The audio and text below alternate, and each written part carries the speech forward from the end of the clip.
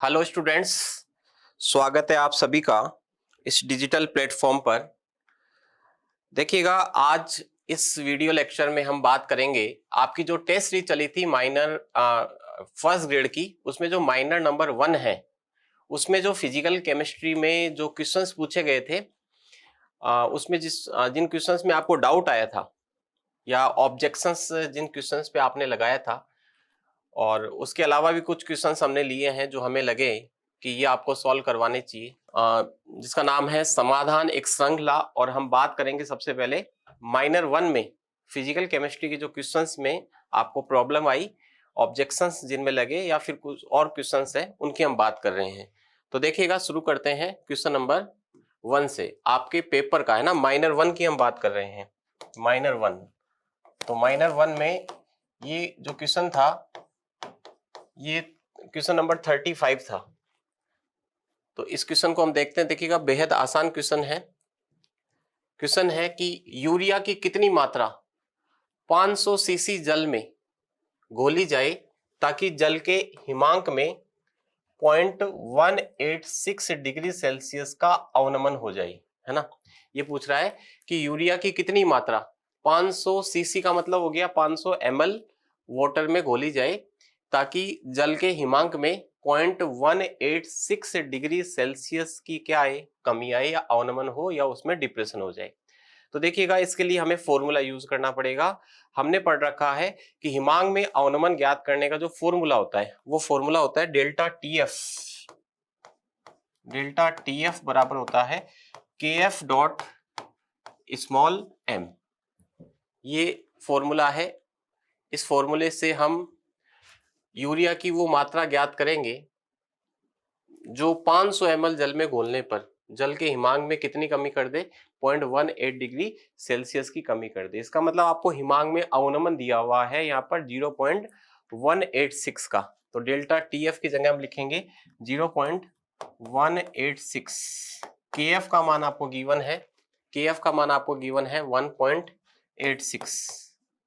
अब देखिएगा, मोललता हमें निकालनी है ना। स्मॉल एम का फॉर्मूला हमने पढ़ रखा है कि स्मॉल एम बराबर होता है WA/MA इंटू बाई WB। ऊपर किससे गुणा करेंगे, 1000 से। सही है, ये फॉर्मूला किसका है, स्मॉल एम का। तो यहाँ पे आपको WA का मान निकालना पड़ेगा, WA का मान निकालना पड़ेगा।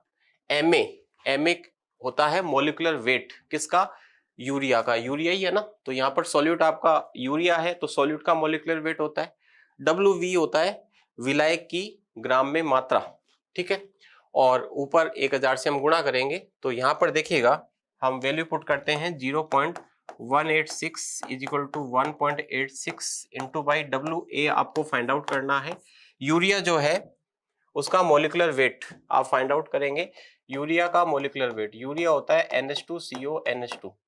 इसका जब आप मोलिकुलर वेट फाइंड आउट करोगे तो ये आएगा 60, है ना। नाइट्रोजन, हाइड्रोजन, इन सबके एटॉमिक वेट आप जोड़ करके इसका मोलिकुलर वेट निकालेंगे, कितना आएगा बताओ, 60 आएगा। तो यहाँ पे हम लिखेंगे 60 इंटू बाई WB। WB है विलायक की ग्राम में मात्रा, लेकिन यहाँ पे आपको विलायक की ग्राम में मात्रा नहीं दे रखी है। यहाँ पे आपको विलायक जो है वाटर, उसका आयतन दिया हुआ है। और हम जानते हैं कि वाटर की जो डेंसिटी होती है, वाटर की जो डेंसिटी होती है वो ऑलमोस्ट 1 ग्राम पर सेंटीमीटर क्यूब होती है। तो 500 ml जल को 500 ग्राम जल यहाँ पर कंसिडर किया जा सकता है। तो विलायक की ग्राम में मात्रा हो जाएगी 500, है ना। यदि किसी सॉल्वेंट का डेंसिटी 1 ग्राम पर ml हो तो उसका वॉल्यूम और उसकी अमाउंट इन ग्राम ऑलमोस्ट क्या होती है, सेम होती है। तो 500 सीसी को हम 500 ग्राम कंसिडर करेंगे और ऊपर किससे गुणा करेंगे, 1000 से। यहां तक मेरे हिसाब से कोई प्रॉब्लम नहीं होनी चाहिए। अब यहां से आप WA का मान फाइंड आउट कर सकते हो, है ना। यही तो पूछा आपको कि यूरिया की कितनी मात्रा आप बोलोगे, तो यूरिया की जो मात्रा हम बोलेंगे उसको हम WA से यहाँ पर डिनोट करेंगे। तो WA का मान निकालेंगे, WA बराबर होगा 0.186 इंटू बाई 60 इंटू बाई 500, ठीक है। इस दोनों को हमने ऊपर गुणा कर दिया, डिवाइडेड बाई 1.86 इंटू बाई 1000, सही है। 0.186 into 60 into 500 divided by 1.86 into by 100। अब इसको आप सॉल्व कीजिएगा तो ये आएगा आपका 2 और इसको इससे काटोगे तो ये आएगा 30, ठीक है। तो और 0.186 जो है और नीचे क्या है 1.86, तो ऊपर हम लिखेंगे 100, नीचे लिखेंगे 1000। 100 बाई 1000 कितना होगा बताओ? 100 बाई 1000 हो जाएगा 10, सही है ना। पॉइंट हटाओगे तो नीचे 3 जीरो आएंगे, पॉइंट हटाओगे तो ऊपर 2 जीरो आएंगे और फिर कैंसिल आउट करोगे तो इसको सॉल्व करोगे अब आप तो कितना आएगा बताओ?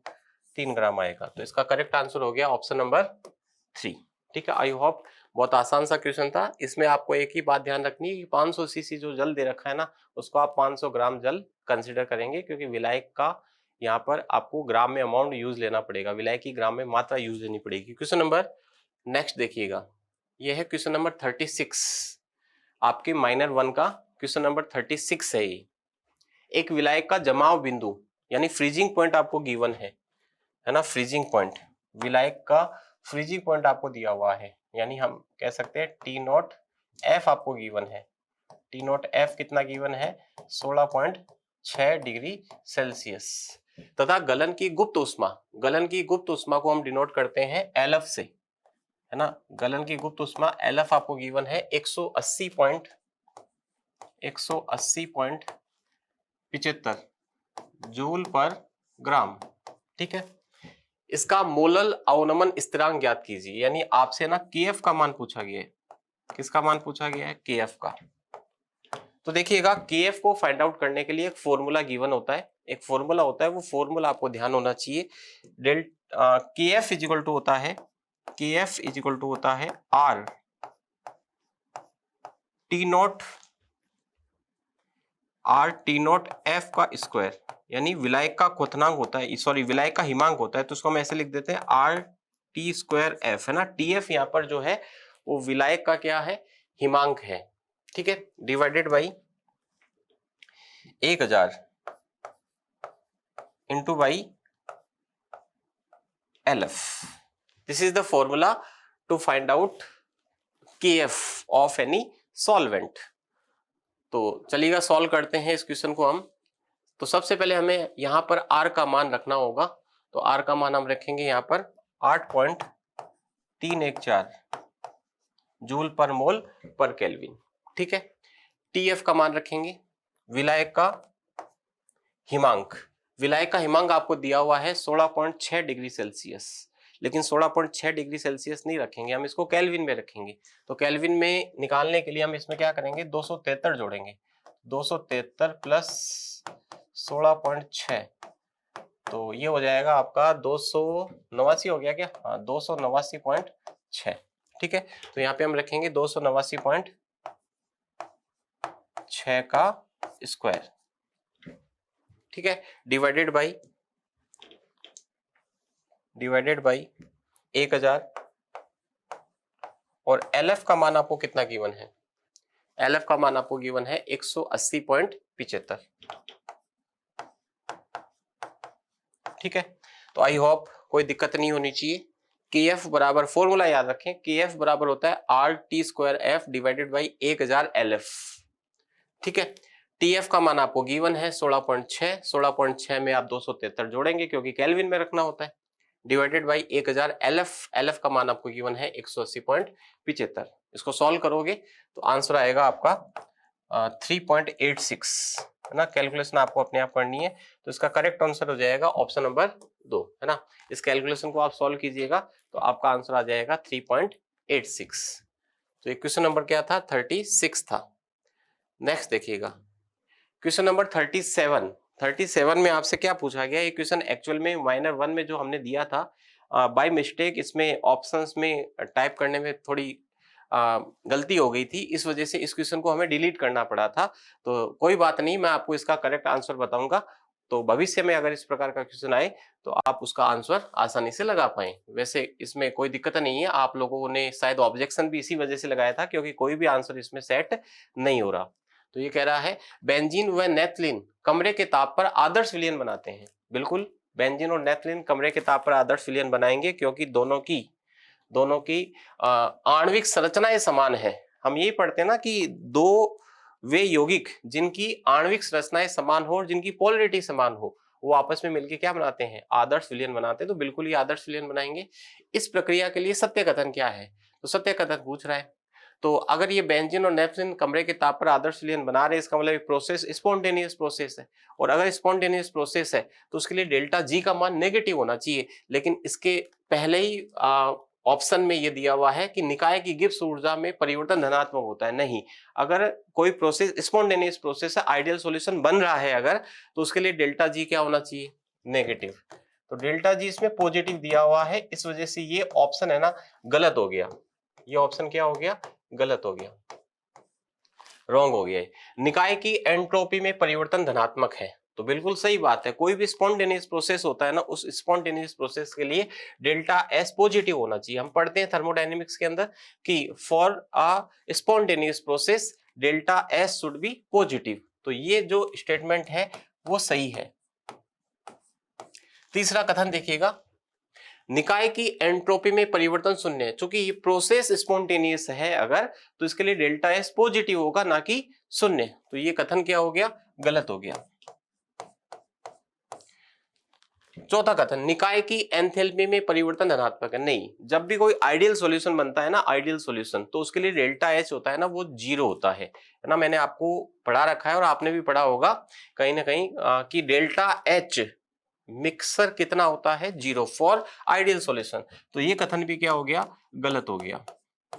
तो इसका मतलब इसमें केवल एक ही कथन सही है। वो कथन कौन सा है, ऑप्शन नंबर 2। तो आपसे सत्य कथन पूछा गया है, लेकिन इसमें ऐसा कोई भी ऑप्शन है नहीं। एक्चुअल में यहां पर है ना 2 होना चाहिए था, लेकिन ये बाय मिस्टेक ये क्वेश्चन गलत चला गया। उस वजह से हमें इस क्वेश्चन को डिलीट करना पड़ा था, स्टार लगाया था हमने। तो आप इस क्वेश्चन का आंसर होगा ऑप्शन नंबर 1। अगर यहाँ पर 4 की जगह क्या हो, 2, वरना ये क्वेश्चन डिलीट माना गया था माइनर 1 के अंदर। तो आई होप इस क्वेश्चन में कोई दिक्कत नहीं है। नेक्स्ट चलते हैं, 39 नंबर का क्वेश्चन है और आपके माइनर में ही पूछा गया था। माइनर 1 का क्वेश्चन है, फिजिकल केमिस्ट्री का सॉल्यूशन वाली यूनिट से क्वेश्चन है। बहुत इजी क्वेश्चन है। इस क्वेश्चन में आप लोगों के डाउट आया शायद, इस वजह से ये क्वेश्चन की हमने स्लाइड बनाई है। तो देखिएगा, क्वेश्चन है, जब एसिटिक एसिड का 0.2 ग्राम बेंजीन के 20 ग्राम में मिलाया जाता है, मतलब एसिटिक एसिड आपका विलय है। यहाँ पर एसिटिक एसिड का 0.2 ग्राम बेंजीन के 20 ग्राम में मिलाया जाता है, तो बेंजीन का जो हिमांक है वो 0.45 डिग्री सेल्सियस कम हो जाता है। बेंजीन का हिमांक मतलब बेंजीन का जो फ्रीजिंग पॉइंट है वो 0.45 डिग्री सेल्सियस से क्या हो गया, कम हो गया। यदि एसिटिक एसिड का बेंजीन में संगुणन हो और डाइमर बने, संगुणित होकर क्या बने, डाइमर बने, तो एसिटिक एसिड का प्रतिशतता संगुणन होगा। यानी यहां पर आपसे ना अल्फा पूछा गया है। क्या पूछा गया है, अल्फा। तो बेहद आसान क्वेश्चन है, थोड़ी कैलकुलेशन हमें इसमें करनी पड़ेगी। तो देखिएगा, सबसे पहले हम फॉर्मूला यूज करेंगे। हमें निकालना क्या है, हमें अल्फा निकालना है। हमें अल्फा निकालना है ना, अल्फा निकालना है। अल्फा निकालने के लिए हमें आई का फॉर्मूला चाहिए। आई बराबर होता है संगुणन के लिए, है ना, फॉर एसोसिएशन। डिसोसिएशन अलग होता है, यहाँ पे एसोसिएशन हो रहा है, डाइमर बन रहा है। तो फॉर्मूला होता है 1 minus alpha plus alpha by N. तो यहाँ पे हमें ना अल्फा निकालना है। तो अल्फा निकालने के लिए हमें एक तो एन चाहिए और एक हमें क्या चाहिए, आई चाहिए। और एन का मान, एसिटिक एसिड को जब आप बेंजीन में घोलते हो तो एन का मान कितना होता है, 2 अणु संगुणित होते हैं, तो एन का मान कितना होगा, 2 होगा। तो एन तो 2 हो जाएगा। अल्फा हमें यहाँ पर अल्फा कैलकुलेट करने के लिए हमें आई निकालना पड़ेगा, और आई निकालेंगे हम हमारे फॉर्मूले से। हमारा फॉर्मूला होता है for abnormal colligative properties, delta TF बराबर होता है I dot K F dot small M, और स्मॉल एम होता है W A by M A into by W B gram में, ऊपर किससे गुणा करते हैं, 1000 से। ये फॉर्मूला आप सभी लोगों ने पढ़ रखा होगा, ठीक है। तो सबसे पहले हमें डेल्टा टीएफ का मान चाहिए। डेल्टा टीएफ देखो कितना दिया हुआ है, 0.45 डिग्री सेल्सियस। ये जो डेल्टा टीबी डेल्टा टीएफ होते हैं ना, ये अंतर होता है टेम्परेचर का, जिस वजह से आप इनकी यूनिट डिग्री सेल्सियस में रखो चाहे केल्विन में रखो, कोई फर्क नहीं पड़ेगा। तो 0.45 को आप डिग्री में भी रख सकते हो, क्योंकि केल्विन में रखोगे ना तो ये भी इतना ही आएगा, है ना, चेंज इतना ही आता है, सेम होता है। डिफरेंस की यूनिट है ना वो अफेक्ट नहीं करती है इसको, तो यहाँ पे हम लिखेंगे 0.45, 0.45। आई होप कोई दिक्कत नहीं है। अब आई का मान रखेंगे, आई का मान हमें निकालना है, आई का मान हम निकालेंगे आई गुणा, अब के एफ का मान चाहिए।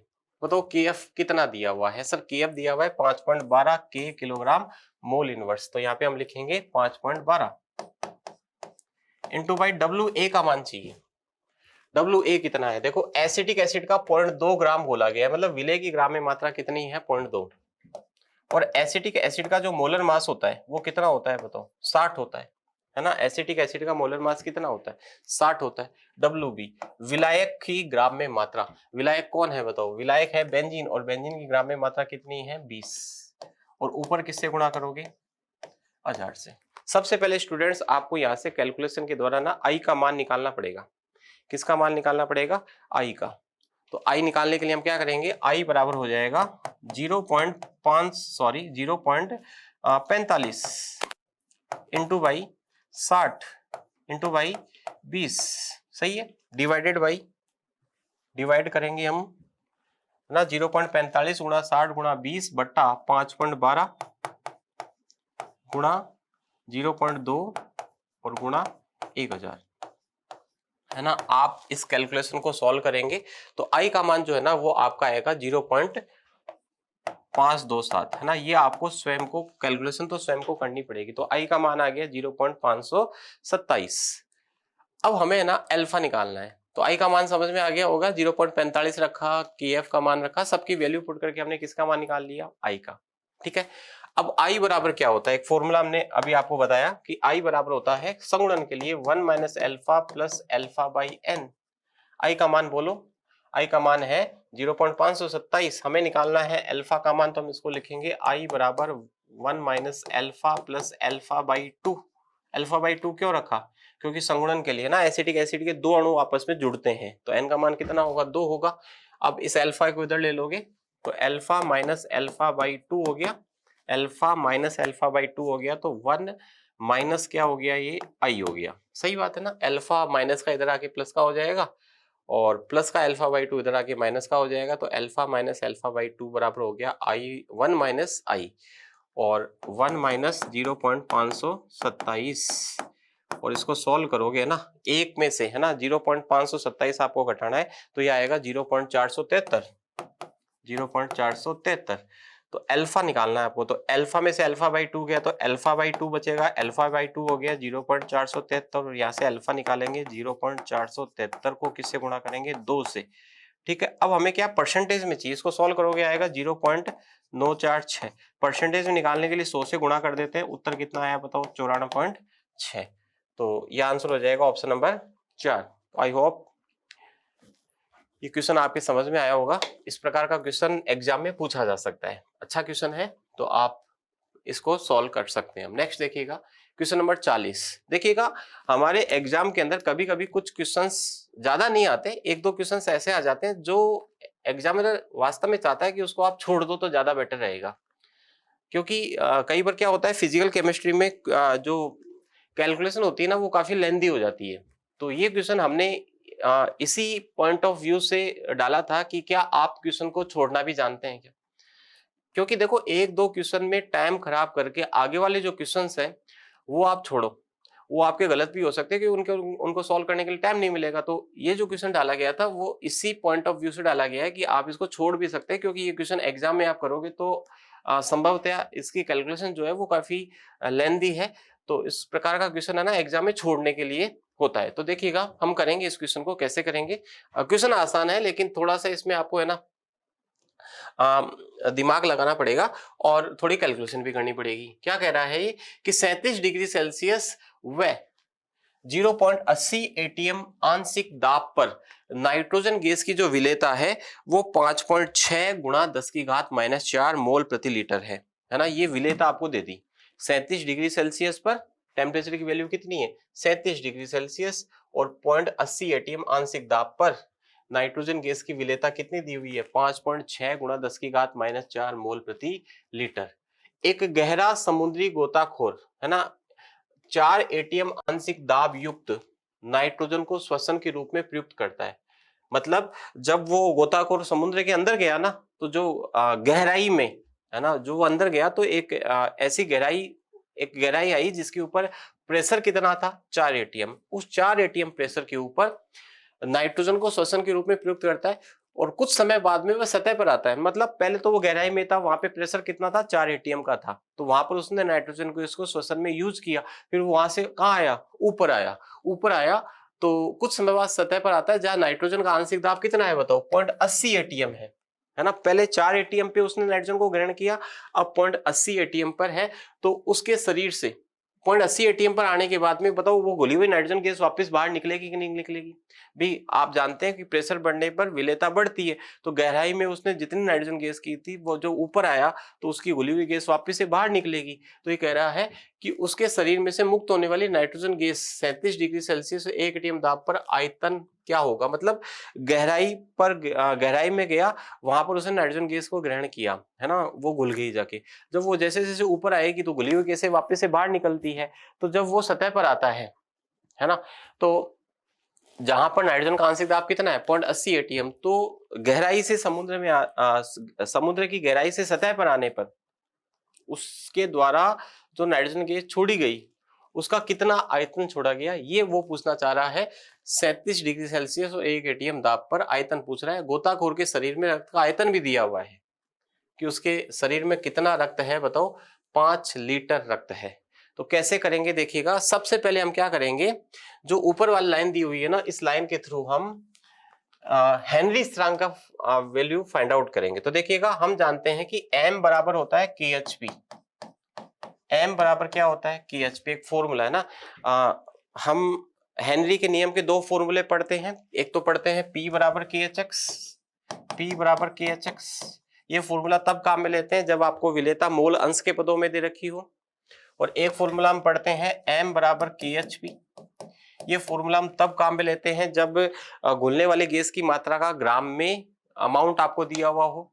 अगर मान लो घुलने वाली गैस की अमाउंट आपको मोल प्रति लीटर में दे रखी है, तो भी आपको ये फॉर्मूला यूज करना होता है। तो उसके लिए हम ये फॉर्मूला m की जगह हम s लिख देते हैं। तो s बराबर क्या होता है बताओ, KHP।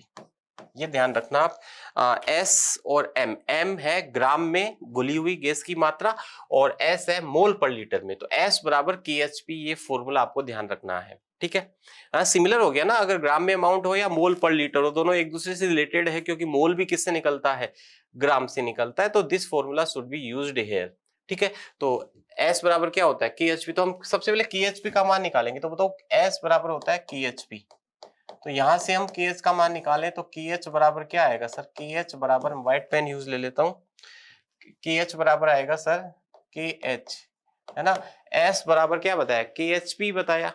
तो KH बराबर क्या होगा, S बटा P, S बटा P। S का मान बोलो, S का मान देखो कितना दिया हुआ है, ये दे रखा आपको 5.6 गुणा 10 की घात -4, सही है, डिवाइडेड बाई P का मान बोलो, है ना। आंशिक दाब कितना दिया हुआ है, 0.80। बोलो कोई दिक्कत है क्या इसमें। सर हम KH का मान क्यों निकाल रहे हैं, क्योंकि हमें है ना उस आयतन को कैलकुलेट करने के लिए पहले विलेयता निकालनी पड़ेगी और विलेयता के लिए हमें KH निकालना पड़ेगा। तो आई होप इसमें कोई दिक्कत नहीं होनी चाहिए। जब आप इसको सॉल्व करोगे तो आएगा 7 गुणा 10 की घात -4, ये KH का मान आ गया। और KH आपको पता है एक स्थिरांक है, उसकी वैल्यू फिक्स रहेगी। तो अब इसी KH को यूज लेकर के हम क्या करेंगे, एक तो बॉटम पर और एक सरफेस पर विलेयता को कैलकुलेट करेंगे। तो सबसे पहले हम बॉटम पे बात करते हैं, मतलब जो समुद्र का बॉटम है उसमें बात करें तो एट बॉटम, है ना, वो जब गहराई में गया, तो मैं हिंदी में लिखूंगा अगर गहराई में, कितनी गहराई में, जब प्रेशर कितना था, प्रेशर था 4 एटीएम का हो गया था ना गहराई में, वहां पर हम S निकालेंगे। तो बताओ S बराबर क्या होगा सर, S बराबर होगा KHP। KH का मान बोलो, KH का मान है 7 गुणा 10 की घात -4। और P का मान बोलो, गहराई में प्रेशर कितना है बताओ, 4 एटीएम है ना। इसको सॉल्व करोगे आएगा 28 गुणा 10 की घात -4 मोल पर लीटर। इसका मतलब उसके 1 लीटर में इतने मोल घुल गए होंगे जब वो गहराई में था और प्रेशर कितना था उस वक्त, 4 एटीएम का था। लेकिन उसके 1 लीटर में उसके शरीर में 1 लीटर रक्त थोड़ी है, उसके शरीर में तो 5 लीटर है। तो 5 लीटर में विलेयता हमें निकालनी पड़ेगी। तो बताओ 5 लीटर में निकालने के लिए हम क्या करेंगे, इसको 5 से गुणा कर देंगे। 5 गुणा 28 गुणा 10 की घात -4 मोल पर 5 लीटर, मोल पर 5 लीटर 5 लीटर में हो गया। तो बताओ 28 को हम गुणा करेंगे 5 से, तो ये आएगा 140 गुणा 10 की घात -4 मोल पर 5 लीटर, है ना। उसके 5 लीटर में इतने मोल घुले हुए हैं। आई होप कोई दिक्कत नहीं है। अब हम आएंगे कहां पर, क्या कहते हैं, इसके ऊपर आएंगे हम, ऊपर आएंगे ना, सतह पर आएंगे। तो एट सरफेस यानी सतह पर हम निकालेंगे, क्या निकालेंगे हम सतह पर निकालेंगे हम विलेयता। तो वही फॉर्मूला लगाएंगे भाई, KH का मान तो फिक्स है ना, KH का मान तो हमने निकाल लिया वहां से। तो S बराबर क्या होता है, KHP। तो बताओ KH का मान कितना है सर, 7 गुणा 10 की घात -4, 10 की घात -4। और P का मान बोलो, सतह पर P कितना है, सतह पर P है सर 0.80। सही बात है। तो 7 गुणा 10 की घात -4 गुणा बोलो 0.80 हो गया। इसको सॉल्व करोगे आएगा 5.6, 5.6 गुणा 10 की घात -4 मोल पर लीटर। ये 1 लीटर रक्त में है ना, उसके मोल आ गए। लेकिन क्या उसके शरीर में 1 लीटर रक्त है क्या, नहीं सर, उसके शरीर में 5 लीटर रक्त है। तो हम 5 लीटर रक्त में निकालेंगे। तो 5 को गुणा करेंगे 5.6 गुणा 10 की घात -4, ठीक है। तो 5.6 गुणा 10 की घात -4 मोल पर 5 लीटर। 5 लीटर रक्त में ना इतने मोल घुल गए। और जब इसको सोल्व करोगे तो आएगा 28 गुणा 10 की घात -4, है ना। ये आप सोल्व करेंगे 28 गुणा 10 की घात -4 मोल पर 5 लीटर। अब देखो 5 लीटर रक्त में मोलों की संख्या देखो आप। 5 लीटर रक्त में जब वो गहराई में था ना, तो उसके रक्त में इतने मोल थे, किसके, नाइट्रोजन गैस के। और जब वो सतह पर आया तो इतने मोल। इसका मतलब यहां से जब यहां पर पहुंचा, वो है ना, गहराई से समुद्र पे सतह पे पहुंचा, तो कितने मोल बाहर निकले होंगे, तो वो अंतर हमें निकालना पड़ेगा। तो मोलों में अंतर कितना आया होगा, तो डेल्टा एन निकालेंगे। डेल्टा एन का मतलब है कि कितने मोल कम हुए। भाई गहराई में मोल ज्यादा थे और सतह पर मोल कम हो गए। तो 140 गुणा 10 की घात -4 में से घटाएंगे हम 28 गुणा 10 की घात -4। तो डेल्टा एन होगा 140 गुणा 10 की घात माइनस कितना है, ये 4 है ना, -28 गुणा 10 की घात -4। अब -4 का तो हम कॉमन निकाल लेंगे। तो 140 में से 28 घटाएंगे तो 112 आएगा। 112 गुणा 10 की घात -4 मोल पर 5 लीटर, मोल, इतने मोल आ गए, सॉरी, इतने मोलों का क्या आ गया, अंतर आ गया।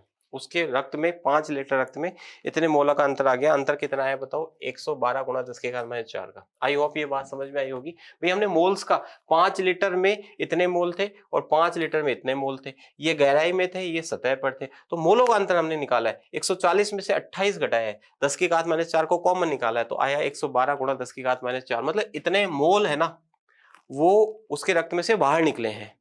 कब, जब वो गहराई से कहां पर आया, सतह पर आया। लेकिन उसने हमें मोल नहीं पूछे। आगे और है भी इस क्वेश्चन में थोड़ा पार्ट। तभी तो मैं आपको कह रहा था कि ऐसे क्वेश्चंस कई बार छोड़ने वाले आते हैं, तो आप इसको छोड़ भी दे तो कोई विशेष फर्क नहीं पड़ने वाला था। तो देखिएगा, हम फॉर्मूला लगाएंगे आदर्श गैस समीकरण का। पीवी बराबर क्या होता है, एनआरटी। हमें वी निकालना है, तो वी बराबर होगा एनआरटी बटा पी। अब n का मान कितना है, ये n है। देखो इतने मोल जो है ना, वो नाइट्रोजन गैस के बाहर निकले हैं। तो बताओ 112 गुणा 10 की घात -4 गुणा r का मान बोलो। r का मान होगा 0.0821, है ना। एटीएम में दिया हुआ है तो हम एटीएम में रखेंगे। और t का मान आपको दे रखा है देखो 37 डिग्री सेल्सियस, है ना। टी कितना दे रखा है, 37 डिग्री सेल्सियस दे रखा है। तो 37 डिग्री सेल्सियस को आप केल्विन में बदलेंगे, सीधा नहीं रख सकते। तो 273 में 37 जोड़ोगे तो कितना आएगा, 27 जोड़ते हो तब तो आता है 300, और 10 और जोड़ दो तो 310 हो गया। तो 310 सही है। बट्टा बोलो, v निकालना था ना, बट्टा बोलो p। p कितना है, p सर 1 है। p का मान कितना है बताओ, 1, क्योंकि ये कह रहा है 1 एटीएम दाब पर 37 डिग्री सेल्सियस पर। अब इसको सॉल्व कीजिएगा, जब आप इसको सॉल्व करोगे, सॉल्व आपको करना पड़ेगा, कैलकुलेशन आपको करनी पड़ेगी, उत्तर आएगा सर 0.285 लीटर, इसलिए इसका आंसर होगा ऑप्शन नंबर 1। तो आई होप समझ में आ गया। देखो मैं आपको बेसिक बता देता हूँ, वैसे क्वेश्चन इजी है, लेकिन एक बार घर पे किया हुआ हो तो एग्जाम में करने में हमें दिक्कत नहीं होगी, टाइम भी नहीं लगेगा। तो क्या पता ऐसा का ऐसा क्वेश्चन आपके फर्स्ट ग्रेड में आ जाए और आपको उसका उत्तर भी याद हो तो आप कर सकते हो, ठीक है। तो आई होप ये क्वेश्चन आपके समझ में आया होगा। पहले गहराई में सॉल्युबिलिटी निकाल लो, फिर सतह पर निकाल लो, और गहराई और सतह की जो सॉल्युबिलिटी का अंतर है ना, वो नंबर ऑफ मोल्स। अच्छा, सॉल्युबिलिटी 5 लीटर में निकालनी है, क्योंकि उसके शरीर में 1 लीटर रक्त नहीं है। आप पहले 1 लीटर में निकालें, उसको फिर 5 से गुणा करें, तो गहराई में आया 140 गुणा 10 की घात -5 सॉरी 4, और सतह पर आया आपका सतह पर कितना आया था, सतह पे आया 28 गुणा 10 की घात -4। तो ये 5 लीटर रक्त में इतने इतने मोल्स आ गए, तो मोल्स का डिफरेंस निकाल लो, उतना मोल बाहर निकला होगा। तो मोल से हम क्या निकाल सकते हैं, आदर्श गैस समीकरण यूज करके V का मान निकाल सकते हैं। नेक्स्ट देखिएगा, जल तथा C2H5OH का स्थिर क्वाथी मिश्रण 78.15 डिग्री सेल्सियस पर उबलता है। मतलब ये एजियोट्रॉप है ना। स्थिर क्वाथी मिश्रण आपने पढ़ा होगा, स्थिर क्वाथी मिश्रण क्या होते हैं, ऐसे द्विघटकीय मिश्रण जिनका द्रव और वाष्प प्रावस्था में संघटन समान होता है और जो एक स्थिर ताप पर क्या करते हैं, बॉयल करते हैं। इसके घटकों को हम प्रभाजी आसवन विधि के द्वारा फ्रैक्शनल डिस्टिलेशन से सेपरेट नहीं कर सकते। तो जब इस मिश्रण को आश्रित करते हैं तो निम्न प्राप्त करना संभव है, शुद्ध H2 नहीं, शुद्ध C2H5OH नहीं, शुद्ध H2 तथा शुद्ध C2। घटकों को पृथक ही नहीं कर सकते अपन, है ना। स्थिर क्वाथी मिश्रण के घटकों को प्रभाजी आसवन के द्वारा पृथक नहीं कर सकते, क्योंकि दोनों जो घटक हैं वो एक ही टेम्परेचर पे बॉईल करते हैं। तो आप इस क्वेश्चन का आंसर क्या लगाएंगे, आप ही सोचो। ऑप्शन नंबर 4, न तो शुद्ध H2 और न ही शुद्ध C2H5OH। नेक्स्ट, 114 ग्राम ऑक्टेन में अवाष्पशील विलेय, अवाष्पशील विलेय जिसका मोलर मास आपको दे रखा है कितना, 40, का कितना द्रव्यमान घोलना होगा ताकि इसका वाष्प दाब 80% रह जाए। आसान सा क्वेश्चन है ये तो। 114 ग्राम ऑक्टेन, मतलब आपको WA दे रखा है, ऑक्टेन में सॉरी WA नहीं दे रखा आपको, ये मोल 114 ग्राम ऑक्टेन, मतलब ये विलायक हो गया। तो विलायक की ग्राम में मात्रा आपको दे रखी है कितनी, बताओ। WB दे रखी है, WB दे रखी है आपको 114 ग्राम ऑक्टेन में अवाष्पशील विलेय का कितना द्रव्यमान घोलना होगा ताकि इसका वाष्प दाब 80% हो जाए। तो फॉर्मूला तो देखो ये वाला लगेगा, चलो एक बार फॉर्मूला लिखते हैं। फॉर्मूला लगेगा P0 माइनस PS बटा P0 माइनस PS बटा P0 बराबर बोलो XA, बराबर XA होता है XA, और XA को हम लिखते हैं विलेय के मोल बटा विलेय के मोल प्लस विलायक के मोल, ठीक है। चलो इस फॉर्मूले को यूज करेंगे। N बराबर क्या होता है बताओ, साइड में लिख दूं मैं, स्मॉल n बराबर होता है विलेय की ग्राम में मात्रा बटा विलेय का मोलर मास, सही है। और कैपिटल N होता है विलायक की ग्राम में मात्रा बटा विलायक का मोलर मास, WA बटा MB, ठीक है। चलो WA आपको क्या करना है, निकालना है। WA निकालना है, M में आपको गिवन है कितना बताओ, 40, है ना। मैं साइड में लिख दूं, M में गिवन है कितना, 40, और WB आपको गिवन है 114 ग्राम, और MB ऑक्टेन होता है ना, उसका फॉर्मूला होता है C8H81618, है ना, ये होगा। तो इसका मोलर मास आप निकालना, 114 ही आएगा, इसका भी 114, ठीक है। चलो अब P0 की वैल्यू इसमें गिवन नहीं है ना, तो P0 760 होता है, कितना होता है 760, तो यहां पर तो लिख देंगे 760, है ना, वायुमंडलीय दाब। अब इसका वाष्प दाब कितना रह जाए, 80% रह जाए ना। 114 ग्राम ऑक्टेन में अवाष्पशील विलेय का कितना ग्राम घोलना होगा ताकि इसका वाष्प दाब, इसका जो भी वाष्प दाब है 760 था, उसका 80% हो जाए। तो हम क्या लिखेंगे, या तो 760 लिखते हो तो 760 का 80% यहाँ पे लिखना पड़ेगा, या फिर हम एक काम करते हैं, यहाँ पे 100 लिख देते हैं। क्या लिख देते हैं, 100। जब 100 लिखोगे तो 80% हो जाए, इसका मतलब PS कितना, 80, है ना। 760 भी लिख सकते हो आप, 760 का फिर 80% लिखना पड़ेगा। तो 100 माइनस 80 डिवाइडेड बाई बोलो P0 कितना है, 100 बराबर N बटा N प्लस N, सही है। बताओ 100 में से 80 घटाओ कितना आया 20 डिवाइडेड बाई 100 बराबर बोलो n बटा n प्लस कैपिटल N। अब इसको सॉल्व करेंगे तो देखो इसको इधर लेके आओ तो 20 small n plus 20 small n plus 20 capital N। सही है, सही है सर। 100 स्मॉल n, अब 20 स्मॉल n को उधर लेके जाओ तो ये आ गया आपका 80 स्मॉल n, 80 स्मॉल n आ गया बराबर क्या हो गया बताओ 20n। सही है। अब 80 स्मॉल n क्या है बताओ डब्ल्यू ए बटा एम में है ना, डब्ल्यू ए कितना है, डब्ल्यू ए तो हमें निकालना है ना, डब्ल्यू ए बटा एम में कितना है बताओ 40 है क्या, सही है ना। विलेय का अणु भार बराबर 20 इंटू कैपिटल एन बोलो डब्ल्यू बी बटा एम बी, डब्ल्यू बी कितना है, डब्ल्यू बी और एम बी दोनों 114 है तो 114 बटा 114 तो ये तो 1 हो जाएगा। तो यहाँ पे हम लिखेंगे देखो डब्ल्यू ए क्या आएगा, डब्ल्यू ए आएगा, ये तो कट गया तो 20 को 40 से गुणा करो, 20 गुणा 40, 20 गुणा 40 बट्टा बोलो क्या हो गया 80, ऐसे करेंगे तो और ये आ गया 10, तो आंसर आ जाएगा 10 ग्राम। तो आई होप ये बात समझ में आ गई होगी। इस क्वेश्चन का सही आंसर है 10 ग्राम। ठीक है, तो आपको 80% हो जाए उतना करना है, तो आप यहाँ पे ना 100 माइनस क्या करें 80 करें तो आपका आंसर आसानी से निकल के आएगा। ठीक है, 80% है 100 मान लो तो 100 का फिर क्या कर दो 80। नेक्स्ट देखो, वह ताप जिस पर ग्लूकोज के 10% W/V जलीय विलयन का परासरण दाब 16.4 ATM है होगा। तो बहुत सिंपल क्वेश्चन है। तो पाई बराबर क्या होता है बताओ, पाई बराबर होता है CRT। ठीक है, पाई का मान कितना दिया हुआ है 16.4 बराबर, पहले C का मान रखना पड़ेगा, C होती है मोलरता, WA/MA इंटू बाई VML ऊपर किससे गुणा 1000 से गुणा R गुणा T है ना, विलेय की ग्राम में मात्रा बटा विलेय का अणु भार गुणा VML ऊपर किससे गुणा करेंगे 1000 से करेंगे। ठीक है, ये पाई का मान हो गया, पाई का मान रख देंगे, एक बार पाई रख देते हैं। तो पहले हमें WA चाहिए, तो यहां से हम पहले पता करेंगे। देखो इसका क्या मतलब है, 10% W/V का मतलब है कि 100 ml सॉल्यूशन में 10 ग्राम क्या घुला हुआ है, ग्लूकोज घुला हुआ है। तो विलेय की ग्राम में मात्रा आ गई, यहाँ पे रख दो आप 16.4, WA कितना हो गया बताओ, WA हो गया 10, ग्लूकोज है ना, ग्लूकोज का अणुभार कितना होता है 180 होता है, VML कितना है बताओ, VML है 100, ऊपर किससे गुणा करेंगे 1000 से, R का मान बोलो, R का मान रखेंगे 0.0821। तो पूछा क्या है बताओ, टेम्परेचर पूछा है, तो यहाँ से T निकाल लेना, तो जब T निकालोगे यहाँ से तो उत्तर आएगा 360 केल्विन। ये आपको अपने आप करना पड़ेगा, T निकाल लेना ना, गुणा भाग करके यहाँ से आप T निकाल लेना। नेक्स्ट देखो, 5.8% W/V, 5.8% W/V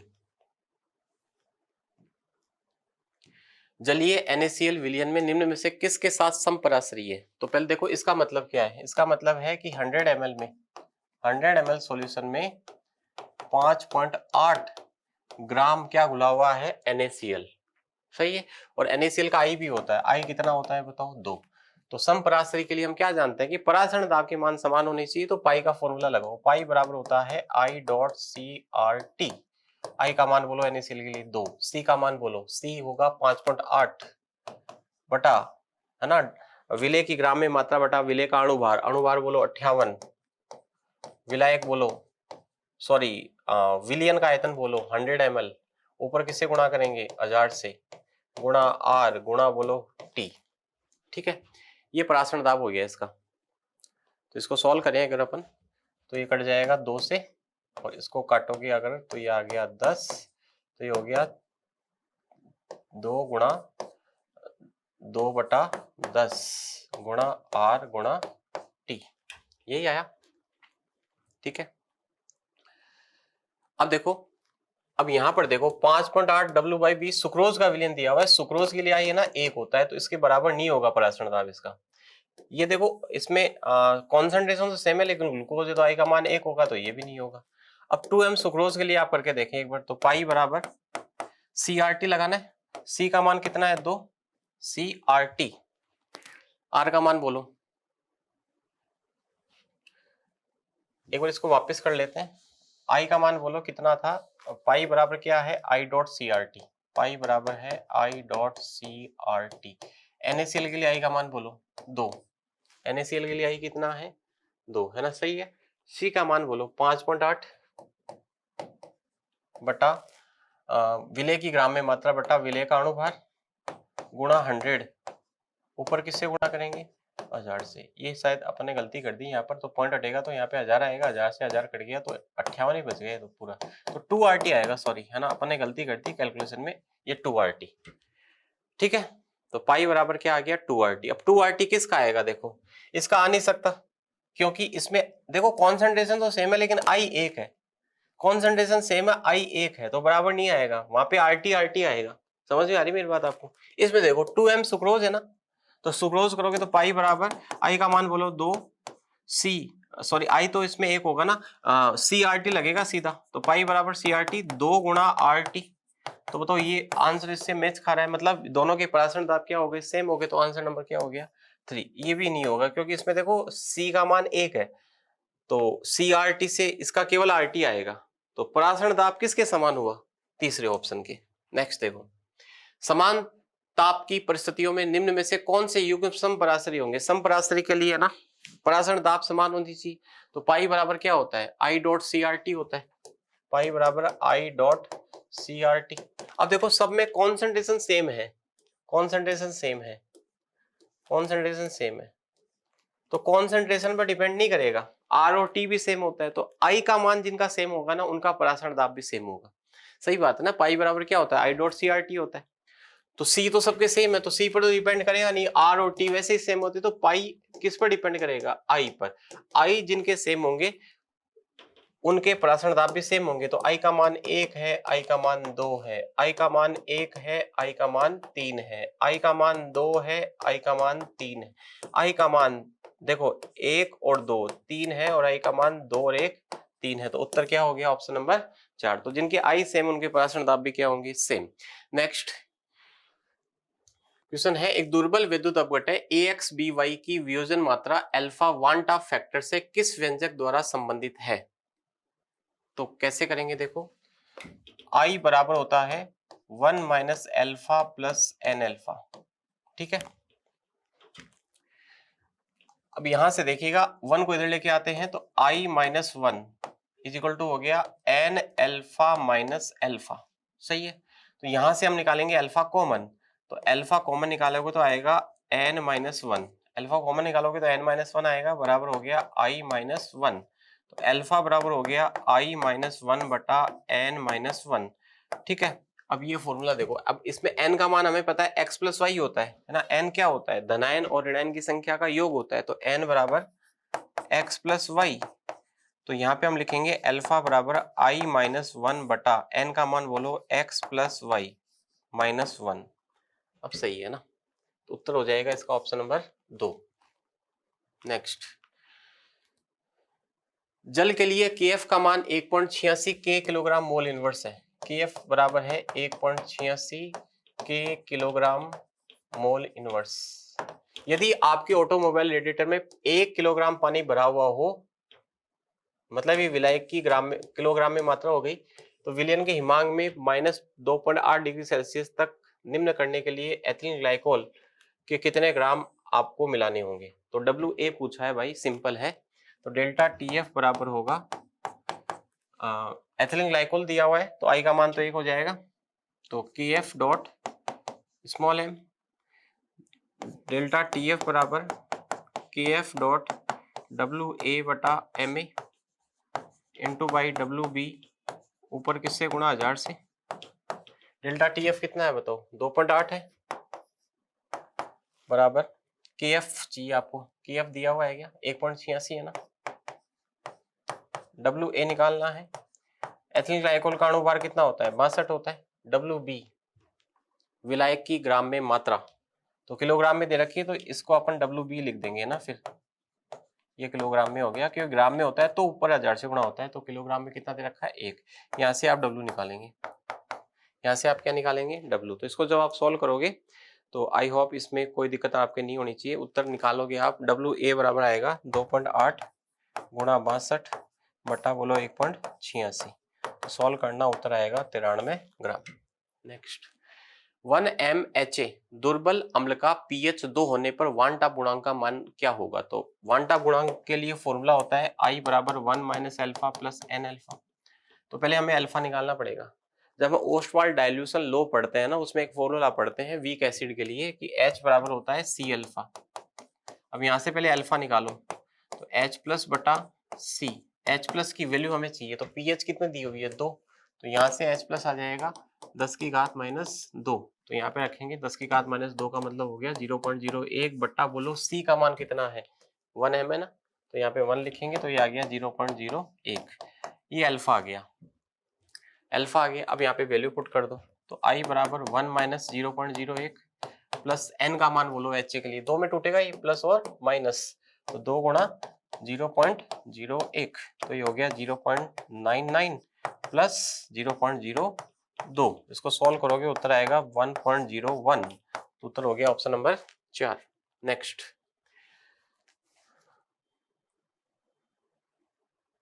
अगला क्वेश्चन देखो, ये इस माइनर का अंतिम क्वेश्चन है, इसको और सॉल्व कर लेते हैं। 40 ग्राम विलायक में 1 ग्राम पदार्थ युक्त विलयन का क्वथनांक 127.5 डिग्री सेल्सियस है। यदि वाष्पन की गुप्त उष्मा 80,000 कैलोरी प्रति किलोग्राम हो तो विलय का अणुभार क्या होगा? दिया है शुद्ध विलायक का क्वथनांक 127 और R का मान दिया हुआ है। तो पहले तो मुझे बताओ, शुद्ध विलायक का 127 है और विलयन का 127.5 है, तो क्वथनांक में उन्नयन कितना हुआ? तो डेल्टा टीबी हो गया 127.5 में से 127 घटा दो, कितने का क्वथनांक में उन्नयन हुआ बताओ? 0.5 डिग्री सेल्सियस का। सही बात है ना, विलयन का क्वथनांक कितना है 127.5 और विलायक का कितना है 127 है, तो जब आपने ये जो अवाष्पशील इसमें घोला तो क्वथनांक कितना बढ़ा? 0.5 बढ़ गया। अब फॉर्मूला लगा दो, फॉर्मूला क्या होगा सर? डेल्टा टीबी बराबर होगा KB dot small M, KB dot W A बटा M A into by V M L, sorry मोललता में डब्ल्यू बी होता है ना, डब्ल्यू बी ऊपर किससे गुणा करेंगे? 1000 से। अब केबी का मान बोलो, केबी का मान गिवन नहीं है, बस यही इसमें करना था आपको, तो केबी निकालना पड़ेगा। तो केबी का भी फॉर्मूला बताया था, केबी बराबर होता है आर टी स्क्वायर बी बटा 1000 एल वी, ये फॉर्मूला होता है, ध्यान रखिएगा, आर टी स्क्वायर बी बटा 1000 एल वी। आर का मान कितना है? 2। टीबी विलायक का क्वथनांक कितना है बताओ? 127 है ना, तो 273 में 127 जोड़ देना, 273 में कितना जोड़ोगे बताओ? 127, क्योंकि विलायक का क्वथनांक कितना 127 है, तो 127 प्लस 273 करना पड़ेगा, तो ये आ जाएगा 300 100 400 हो जाएगा ना, 400 का स्क्वायर बट्टा बोलो 1000। अब एलवी का मान देखो, आपको दिया हुआ है 80,000 किलो कैलोरी प्रति किलोग्राम, मतलब 1000 ग्राम, 1000 ग्राम जो आपका विलायक है ना, उसकी गुप्त उष्मा है ना वो 80,000 है, लेकिन इस फॉर्मूले में अपन है ना ग्राम में रखेंगे वैल्यू, तो अपन क्या करेंगे, 1000 के लिए अगर 80,000 है तो 1 के लिए कितना होगा? इसमें 1000 का क्या कर दो डिवाइड, तो बताओ कितना हो गया? ये 80 हो गया, तो यहाँ पे हम 80 रखेंगे। ठीक है, तो यहां से आप किसका मान निकालेंगे? केबी का। किसका मान निकालेंगे यहाँ पर आप? केबी का। आई होप कोई दिक्कत नहीं होनी चाहिए। जब आप इसको सॉल्व करोगे तो आपका आंसर आएगा, केबी आ जाएगा आपका 4, है ना, ये आप अपने आप निकाल के देखेंगे 4 आएगा। अब इस 4 को यूज में लेके आप डेल्टा आप डब्ल्यू ए निकालेंगे। डेल्टा टीबी का मान कितना होगा बताओ? 127.5 में से आप 127 घटा दो, तो ये 0.5 हो गया।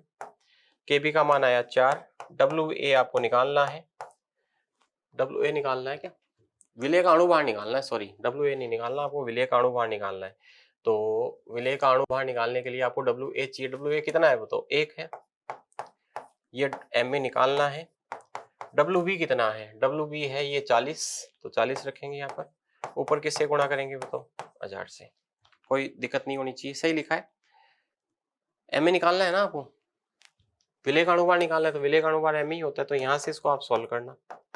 जब आप इसको सॉल्व करोगे तो एम ए का मान आप निकालेंगे 200 ग्राम आ जाएगा, है ना। एम ए बराबर होगा 4 गुणा 1000, 4 गुणा 1000 बट्टा बोलो 0.5 गुणा बोलो 40, सही है। तो ये कट गया इससे, और ये आ गया 25 से कट गया, 25 चौका होता है 100, और 100 बटा 0.5 काटोगे, 1000 में 5 का भाग दिया, कितना आया बताओ? 200। तो ये हो जाएगा ऑप्शन नंबर 4। तो ये माइनर 1 के वो क्वेश्चंस थे जिनमें आपको दिक्कत हुई, और 2-4-5 क्वेश्चन हमने भी लिए हैं जो हमें लगे कि ये क्वेश्चंस आपको सॉल्व वापस से एक बार देख लेना चाहिए इनको। तो मैंने आपको माइनर 1 के क्वेश्चंस करवाए। अगली क्लास में हम मिलेंगे माइनर 2 के क्वेश्चंस के साथ। Thank you very much.